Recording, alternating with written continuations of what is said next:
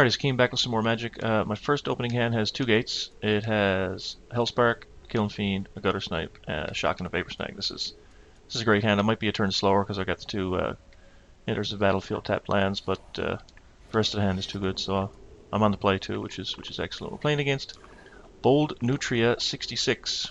He's playing a 60 card deck, so that's always good to see.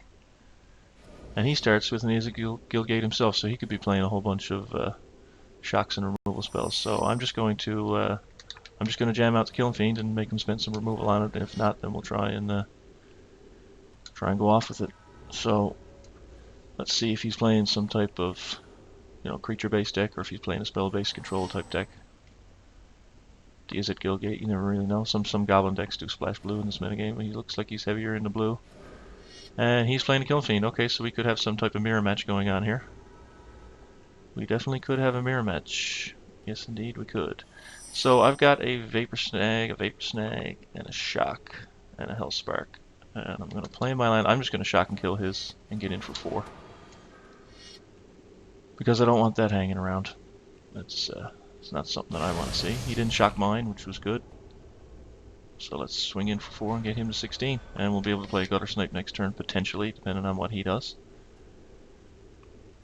But if he's playing a similar deck to this one, we gotta really be careful because, like I say, the deck can do a whole ton of damage out of nowhere. So we gotta really be careful. Does he have a third land? It's an enter the battlefield tapped land, but he's keeping mana open. So I think what I may do, he has 2 blue. He could nullify something. Shock was a great pick up there. It's possible he could nullify something, so I think I'm just going to Hellspark and swing for 4. I think that's what I'm going to do, and then I'll hold Shock Vapor Snag open for his turn. I don't want to play out this Gutter Snipe into a counter spell. I'm just going to attack him. And let's see, he could have a Shock for the Kiln Fiend right now. And that's probably, he could have kept his mana open because he didn't want to take any more damage. He's going to bounce. Okay, he's going to bounce the Hellspark back to my hand. Okay. That's okay. So he spent all of his mana. I think I'm going to shock him here. I've got 2 Vapors. If I didn't have these Vapor Snags, I probably wouldn't do that. But I think I'm just going to shock him in the face and just go after him because there's no threat of my Kiln Fiend dying now. So there we go. He's down to 14. Kiln Fiend takes him to 10, and I've still got this Hellspark next turn and a couple of Vapor Snags to stop whatever he's doing. So not sure I like that Voyage's in there on the Hellspark. He probably should have hit my Kiln Fiend because I wouldn't have been able to recast it until next turn, and that would have slowed my tempo down a bit. So I think he made a misplay there. Don't know the rest of his hand, but it certainly doesn't feel good leaving that Kiln Fiend on the board. And he's tapping out for Talrand. Okay, so when he taps out, I'm just going to Vapor Snag and Hellspark. If I get another land, I might Vapor Snag and Gutter Snipe. I don't. So I'm just going to bounce that back to his hand. Trigger.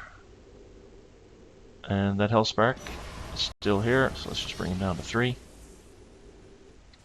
And then we're going to have the Hellspark in the graveyard and another Vapor Snag, so not sure that Voyage's End was a pretty bad play on his part. See, I would have been able to just recast the Kiln Fiend this turn, and I wouldn't have been able to start attacking it until next turn. Oh, I got him down to 2. I forgot that Vapor Snag was a point of life lost there. So let's pass it back to him. See if he taps out for Talrand again. He does have a 5th land this time. So he could have a Vapor Snag of his own if he taps out for his Talrand. But he's on 2. I just need to top deck a Shock or a Skullcrack. Or 4th land to play Gutter Snipe. He is going for Talrand again. So if I Vapor Snag, then he could Vapor Snag my Kiln Fiend. He's just making a Drake. He's tapped out, so I'm not sure if I like that or not. Find out what I draw if it's a burn spell. Need to get 2 damage through Goblin Rabblemaster. Goblin Rabblemaster.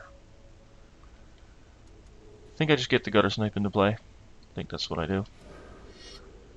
Because single trigger on that snipe, and it's game over. So let's just do that. But he's untapping with a Talrand. I'm not a big fan of that. So let's see what he does with that much mana. He goes to 6, which is an awful lot. I don't know how many lands he's playing in his deck.